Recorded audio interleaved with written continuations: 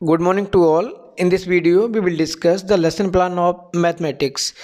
आज इस वीडियो में हम बात करेंगे गणित विषय की पाठ्य योजना के बारे में।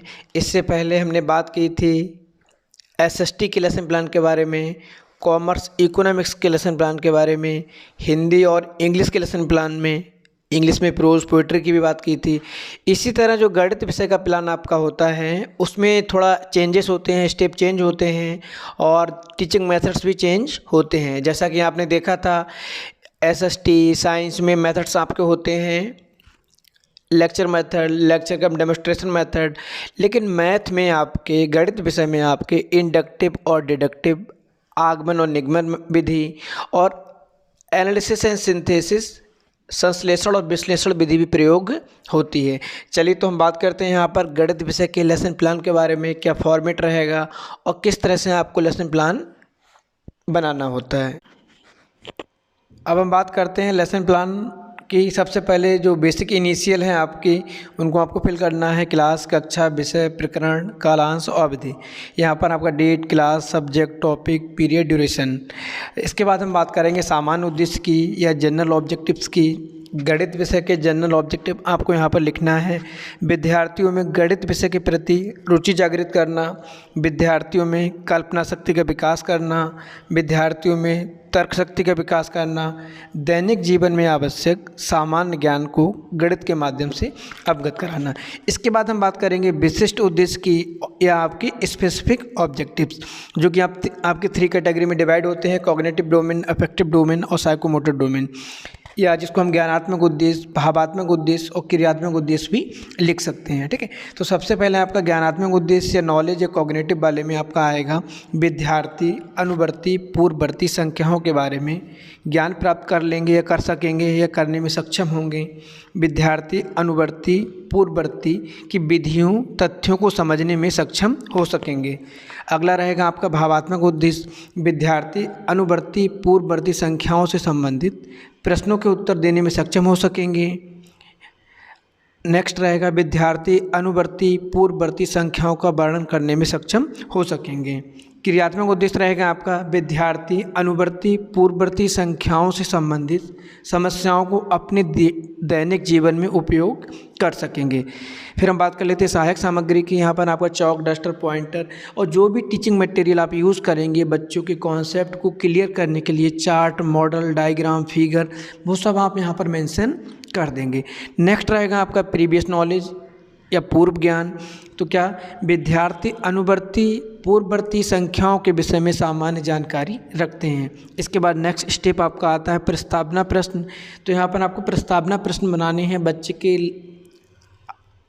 लेवल के अकॉर्डिंग, किस क्लास का आपने प्लान बनाना है, किस तरह के बच्चों को आपको फेस करना है, उनके एज लेवल, उनके क्लास लेवल को हम ध्यान में रखकर क्वेश्चन को फ्रेम करते हैं। क्वेश्चन आपके प्रीवियस नॉलेज पर बेस्ड हों, पूर्व ज्ञान पर आधारित हों, सरल भाषा का प्रयोग किया गया हो और जो क्वेश्चन आप बनाते हैं वो 2 मीनिंग ना हो, वो सिंगल मीनिंग हो, 2 अर्थ ना निकले उनके। ठीक है, तो सबसे पहला प्रश्न बनाएंगे। यहाँ पर 2 कॉलम में डिवाइड रहता है आपका छात्राध्यापक क्रिया, विद्यार्थी क्रिया। ठीक है, जिनकी सहायता से हम वस्तुओं को गिन सकते हैं उन्हें क्या कहते हैं।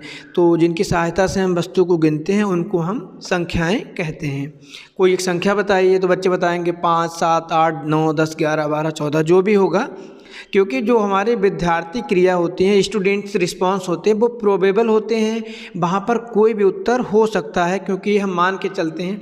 ऐसा नहीं है आपने जो लिखा है, जो नोट किया है, बच्चे वही उत्तर देंगे, क्योंकि संभावित उत्तर होते हैं। यहाँ पर उत्तर आपके आगे पीछे रहेंगे, ज़रूरी नहीं जो आपने एग्जैक्ट लिखा है वही आपको आंसर मिलेगा। ठीक है, कोई एक संख्या का नाम बताइए, बच्चे ने बता दिया 5, 6, 7, 8, 9, 10।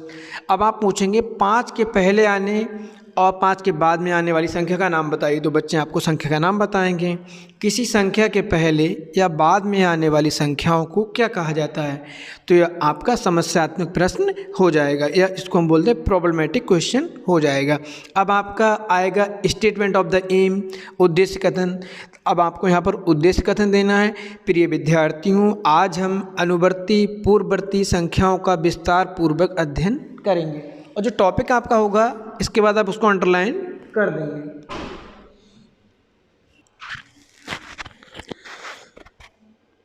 इसके बाद स्टार्ट हो जाता है आपका प्रेजेंटेशन या प्रस्तुतिकरण। पहला सीरियल नंबर, टीचिंग पॉइंट और people teacher activity, student activities, method and technique और लास्ट में आपका ब्लैक बोर्ड राइटिंग वर्क।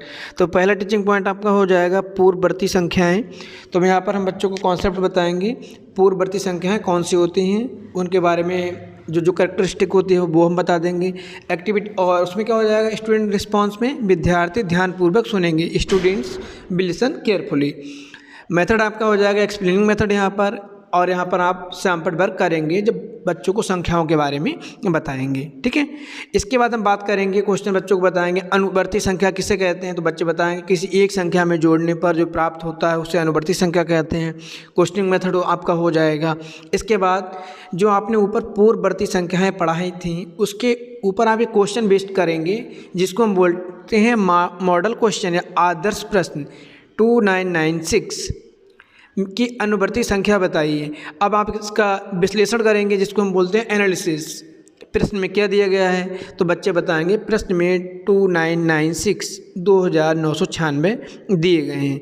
ठीक है, इसके बाद आप संश्लेषण करेंगे, यहाँ पर इस क्वेश्चन को सॉल्व करेंगे तो उसको हम कहते हैं सिंथेसिस।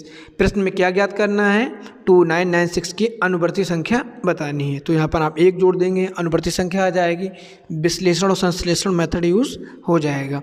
इसके बाद फिर से पूर्ववर्ती संख्या किसे कहते हैं, आपका प्रॉब्लमेटिक हो जाएगा या आपका स्टूडेंट नो रिस्पॉन्स हो जाएंगे, आप इसको एक्सप्लेन करेंगे। ठीक है, फिर इसके बाद में इसका मॉडल क्वेश्चन बनाएंगे, विश्लेषण करेंगे। ठीक है, प्रश्न में क्या दिया गया है, जो क्वेश्चन दिया गया होगा उसको संश्लेषण करेंगे, मतलब उसको सॉल्व करेंगे।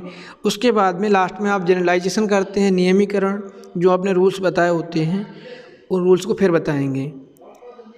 ठीक है, इसके बाद बोधात्मक प्रश्न आपके हो जाएंगे, जो आपने टॉपिक पढ़ा है उसके बेस पर ब्लैक बोर्ड राइटिंग और क्लासरूम सुपरविजन आ जाएगा, सैंपल और निरीक्षण कार्य। इसके बाद आपका पुनरावृत्ति प्रश्न आ जाएंगे। ठीक है, इसके बाद आपका होमवर्क आ जाएगा। Thank you.